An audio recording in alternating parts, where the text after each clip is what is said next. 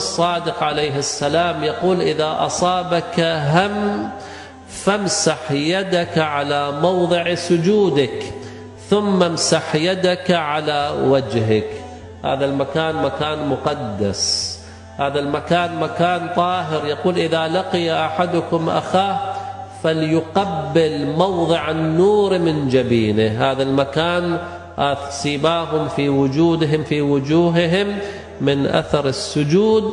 قلنا لكم تلك الصلاة المهمة نردفها بهذا الدعاء: امسح يدك على موضع السجود، وامسح يدك على وجهك، وقل: بسم الله الذي لا إله إلا هو عالم الغيب والشهادة الرحمن الرحيم، اللهم أذهب عني الهم والحزن. انتهى الموضوع. تقولها 3 مرة أخرى وأنتم رددوا في قلوبكم معي، عسى أن يرفع الله عز وجل كل هم وغم من قلوبكم إن شاء الله.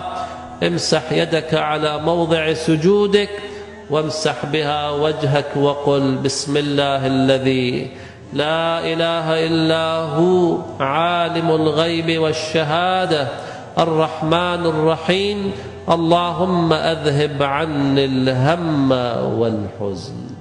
وما ذلك على الله بعزيز رب العالمين.